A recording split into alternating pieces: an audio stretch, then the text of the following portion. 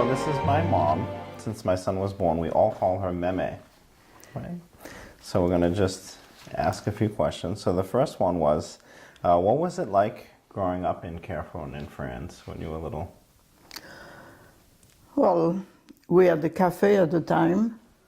My grandfather was living with us at the cafe, and there were always a lot of things going on at the cafe. People, at that time, they did not have television. They came to the cafe to play cards and have a drink and all that. Yeah. I remember one story you mentioned the guy thought he could talk to people through the radio. That was later. That we were in the new house there, and some of the people in Carrefour was a very small location in Brittany, right in the center of Brittany, very old-fashioned. And a guy came to my parents' house, and he said, I want to make a phone call because my cow is sick or something. And my father said, we don't have a telephone, but we have a radio. And he said, about that thing that they talk to us, can we talk to them too? And said, no, it doesn't work like that. So how about your school? You went to school with the nuns. Oh, yeah. They're pretty tough. Yeah. In boarding school. Yeah, in Carrefour I went to school with the nun, boarding school with the nun, and even my nursing school was with the nun. A lot of nuns. It was always strict. And then in World War II, what happened with the Germans that came? Oh, we had a beautiful house, my parents. It was built in 1935 or something. It was a big, beautiful home. And when the German came in occupation, they like our house too. So they came over. I was in boarding school at the time, and one German officer took my bedroom. So I came home for the vacation, and my parents said, you don't have a bedroom. There is a German there, and don't go in your room. Oh, but I say I have some paper, some book. You have to ask permission with his ordinance to go in your room. So you didn't get to use your room anymore while the Germans were there? No, they say 3 months. Yeah. And when the German came also, they said, you cannot keep any kind of arm in your house. You have to give it back. And my father had a hunting rifle.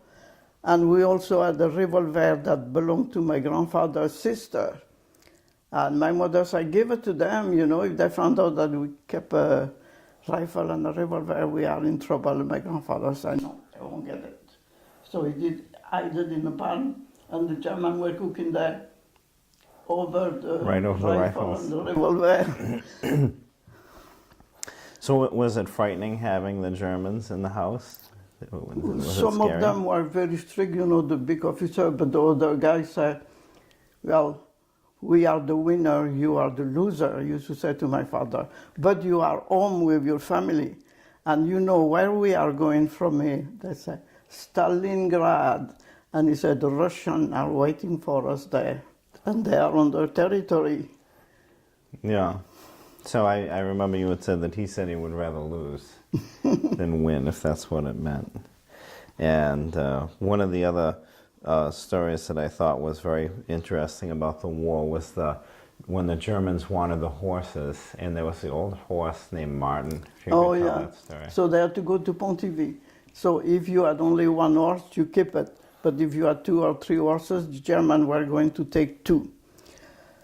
And people did not want to give the horses to the German to go to war to fight the Russian. And there was a guy in Nobu, he had an old horse. It was like a pet. His name was Martin. So you had to go and show your horse to the German in Pontivy. So everybody showed Martin, said, this is my horse. So the German said, we don't want that, it's too old. So Martin went with somebody else. The Germans saw Martin a lot then?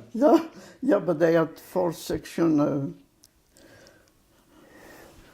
So that's good, and people got to keep a lot of their horses then, because they thought Martin was everybody's horse. And another story that I thought was interesting was about Father Genael and how he tried to save people that were in the war. Oh, that was the monk, Genael.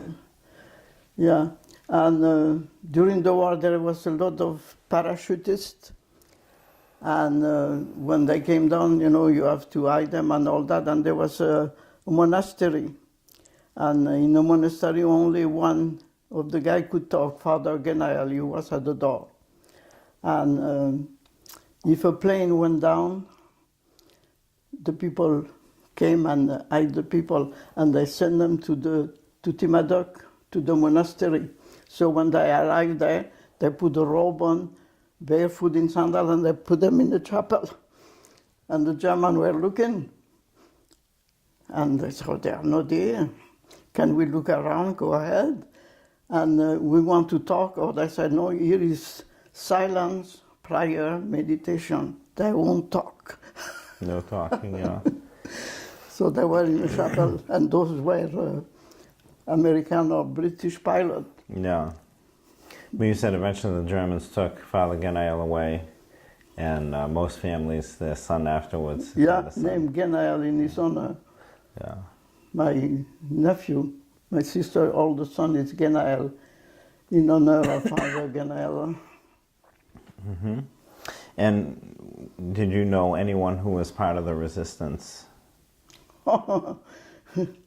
My father, Yeah, first of all, right. and a lot of other. Yeah, so you did, and so your father would go away for long stretches sometimes? Mm.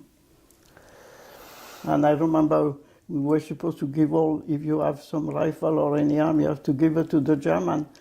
And my father was not back from the war at that time, and my grandfather said, they are not going to get the rifle, they are not going to get the revolver. And my grandmother and my mother said, give it to them. If they found out they kill us, stop talking. He said, they don't know. So we had a rifle and a revolver, and the German, he put that under the fireplace in the barn. The Germans were cooking there all the time. And we said, if they knew what's under that, we are all dead. Now, when the Germans were there during the war, was there any rationing? Did you have limited food or gasoline, sugar, maybe? Oh, gasoline, sugar, yeah, but the rest were on the farm, so we had everything we needed. Enough eggs and milk, yeah. Do you remember about when the Germans left the farm? Do you remember what year? Was it in the 1940s, 1930s? 1942 probably, because I was in boarding school, and when I came home for the summer vacation, I had my own bedroom. My parents said, you don't have a bedroom. What happened? I said, there is a German officer in your room. Where do I sleep? And my parents said, you sleep in our room, and don't go in your room. Oh, but I said, I have some book there that I want. So you have to ask the ordinance to go in your room to get your book. Another thing I think might be interesting to mention was the dining room table and how they had it set up and what the Germans would do when they'd come in. Do you remember they had the maps, and they would tell the officer at the table, Heil Hitler, in front of the dining room, and they damaged the floor. Oh, at the entrance, yeah. They took my parents had a beautiful big house, so they took the dining room. And when they came here, the German, that was their office. So at the door, Heil Hitler, they ruined the floor at the door, and my parents never fixed it. Still damaged souvenir of the German occupation. Now, after they left, did anybody give you any type of trouble because you had the Germans there, or did they know that you didn't have much choice? Nobody wanted the German in their house. Yeah. We had no choice. Yeah. So, another interesting topic would be how you wound up coming to America from France. What brought you to the States? Okay. Marie-Thérèse has something to do with that. I was a nurse, and I worked in Paris, and I had a girlfriend, very adventurous. We went to boarding school together. And when I was working in Paris in a private clinic as a registered nurse, and she was in England. And she said, come and visit me. So where I was living was next to Orly, so it's only 2 hours from Orly to Heathrow Airport. So I went to visit her. Oh, she said, it's terrible here. I work in a very old hospital, Queen Victoria, medical woman, and all I think about Their cigarette they were allowed to smoke. It was better than taking the pill. And their cup of tea. They had to have their cup of tea. And so we were in London visiting. She came back to her apartment, and she had a message. Oh. So I went in the next room. She came back. She said, guess what? I am going back with you tomorrow to Paris. I have a job. A private patient, Boulevard Saint-Germain. Yeah, and what about that job too? It was the Boulevard Saint-Germain in Paris, and the guy was Nobilité Gaëtan Barry de Longchamp, and his wife died of cancer. And right after that, he found out he had cancer himself, so he did not care. He had a good time. He had a nice apartment, Boulevard Saint-Germain in Paris. He had a nice car, a chauffeur, his private nurse because he had a trach. And one time the bank came to him and said, Monsieur, you are spending money like water. There is nothing left. I told him. But the guy wanted to keep his lifestyle. And I told him, but there is, what was the name of the wife? I think it was Nicole. Nicole. Yeah, there is Nicole. Nicole was the daughter of the bank. They said, they told him there is Nicole. You know Nicole? Oh, he said, yes. She come and make me sign a lot of paper. And they asked him if he married Nicole just on paper. So she will have the title. Instead of being Nicole Spazeski, no, she was Nicole Gaëtan Barry de Longchamp. And that word was everything for those people. Yeah. So he married that woman. Well, on paper only. And my girlfriend was the private nurse for that patient. Yeah. So once a week I went and visit them. And after that, what happened after Mary Therese's employment with Then she decided to come to America. Yeah. And as an exchange visitor nurse. And she said, I'd like to go, but that's far away, across the big pond. It's not like going to England. And she asked me, are you willing to come? And I was working in a private clinic in Paris at the time as an RN. Hey, I said, why not? Let's go. So we ended up at Mass General in Boston. And where else did you work that was interesting besides Boston? Chicago, yeah. Cook County. And how about some of the stories from Cook County? There are a lot of interesting stories. Well, I don't remember, but we have some patient handcuffed to the head of the bed and a policeman at the door. And I said, why do they need a policeman there? He's handcuffed to the bed, he's not going anywhere. They told me, you don't understand, the policeman is there to prevent some people from coming in. That guy is dying, he knows a lot. They don't want him to talk, so they might come in and put the pillow on his head. No. So the policeman was there all the time.